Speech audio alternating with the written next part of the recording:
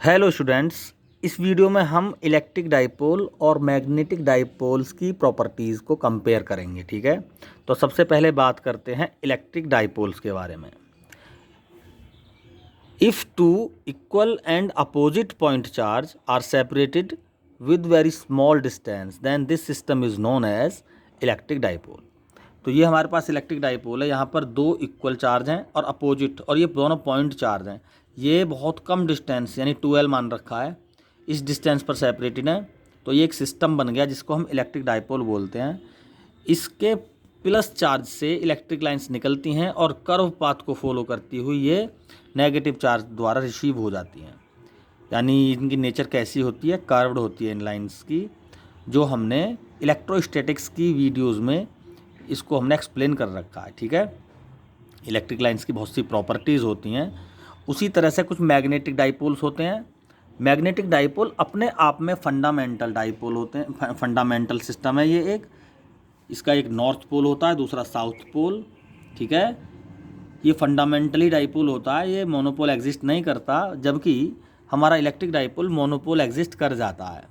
ठीक है, तो मोनोपोल मीन्स इन दोनों चार्जों को हम अलग अलग सेपरेट कर सकते हैं, जबकि हम नॉर्थ और साउथ पोल, मैग्नेट के केस में नॉर्थ और साउथ पोल को हम सेपरेट नहीं कर सकते। अगर हम इसको मैग्नेट को दो भागों में तोड़ दें या छोटे छोटे पार्टिकल्स में तोड़ दें तो हर पार्टिकल्स का अपना नॉर्थ और साउथ पोल होगा। यानी ये एक फंडामेंटली डाइपोल सिस्टम है जिसके नॉर्थ पोल से मैग्नेटिक लाइंस निकलती हैं और कर्व पाथ को फॉलो करती हुई साउथ पोल की तरफ आती हैं और अंदर ही अंदर फिर दोबारा कर नॉर्थ पोल को जाती हैं। यानी ये लाइंस लूप बनाती हैं, जबकि इलेक्ट्रिक लाइंस प्लस चार्ज से शुरू होती हैं और नेगेटिव चार्ज पर ख़त्म हो जाती हैं, ये लूप नहीं बनाती। ठीक है, ये इनका डिफरेंस है दोनों का, इलेक्ट्रिक लाइंस और मैग्नेटिक लाइंस का।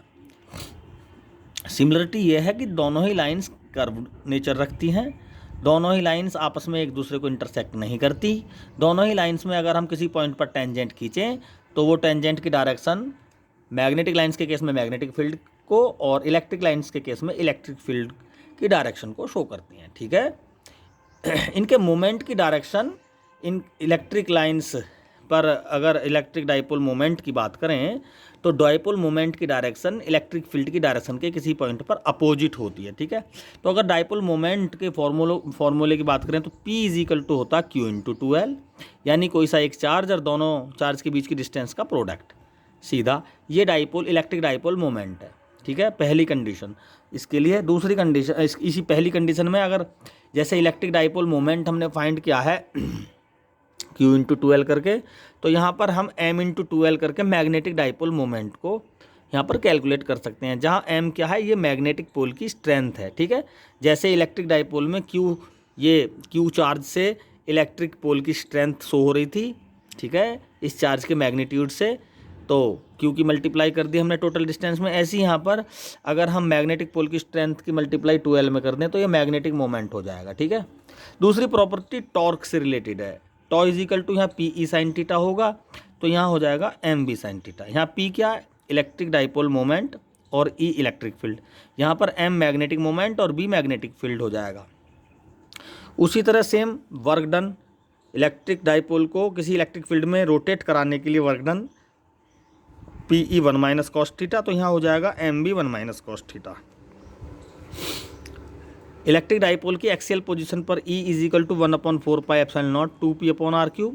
वहाँ पर मैग्नेटिक डाइपोल की एक्सियल पोजीशन पर मैग्नेटिक फील्ड देखो 1/4πε0, एप्सिलॉन है परमिटिविटी है, तो यहाँ पर परमेबिलिटी लगेगी μ0/4π। 4π अपनी जगह सेम है, केवल ये जो एप्सिलॉन परमिटिविटी का कोफिशिएंट था, यहाँ पर ये मैग्नेटिक परमेबिलिटी का कोफिशिएंट यूज़ होगा जो कि ऊपर यूज़ होगा, और सेम 2M/r³। यहाँ पर 2P क्या है, ये इलेक्ट्रिक डाइपोल मोमेंट है, तो यहाँ पर M मैग्नेटिक डाइपोल मोमेंट रहेगा और सब सेम रहेगी। ठीक है, कोएक्सियल पोजीशन पे 2P के प्लेस पे P/r³ है, यहाँ पर M/r³ हो जाएगा। ठीक, तो इस तरह से यहाँ पर इलेक्ट्रिक डाइपोल की ये एक्सियल पोजीशन, ये कोएक्सियल पोजीशन, और यहाँ पर मैग्नेटिक डाइपोल में ये एक्सियल पोजीशन हो जाएगी, ये कोएक्सियल पोजीशन।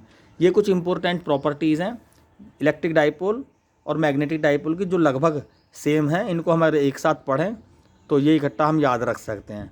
तो हम इस पर स्पेशल जो वीडियो बनेगी वो यहाँ पर tau is equal to MB sin theta पर यहाँ पर वीडियो बनाएंगे, और 2M/r³ ये जो एक्सियल पोजीशन पर इलेक्ट्रिक डाइपोल का फॉर्मूला है, इसको हम किसी अगली वीडियो में सोलिनॉइड जो एक मैग्नेटिक डाइपोल की तरह काम करता है, उसकी एक्सियल पोजीशन पर हम इसको ड्राइव करेंगे।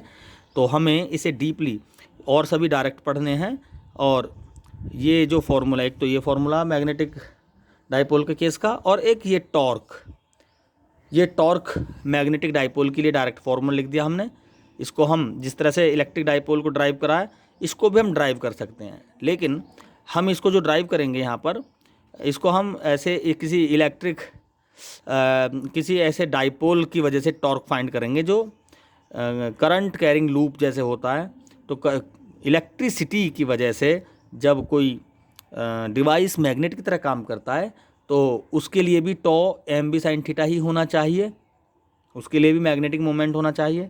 और उसकी वजह से भी, चूँकि जैसे ये इलेक्ट्रिक डाइपोल है, तो एक करंट कैरिंग सोलेनॉइड भी एक मैग्नेटिक डाइपोल की तरह ही काम करती है, ठीक है। ये नॉर्थ पोल, ये साउथ पोल, ये कौन सा पोल है? मैग्नेटिक डाइपोल है, सॉरी ये। तो ये मैग्नेटिक डाइपोल जैसे है, इसी तरह से एक करंट कैरिंग सोलेनॉइड भी मैग्नेटिक डाइपोल की तरह काम करती है। तो जैसे इसकी एक्सियल पोजीशन पर हमने ये फॉर्मूला ड्राइव भी कर सकते हैं, इसको ये लिखा है हम यहाँ पर करंट कैरिंग सोलेनॉइड की वजह से एक्सियल पोजीशन पर ये फॉर्मूला इसमें हम ड्राइव करेंगे, ठीक।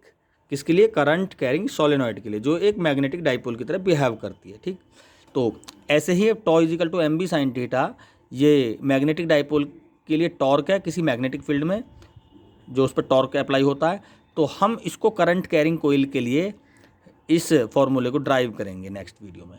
तो हमें मेनली 2 वीडियो पर फोकस करना है, एक तो सेकंड पॉइंट और एक फोर्थ का फर्स्ट पॉइंट, ठीक। Thank you.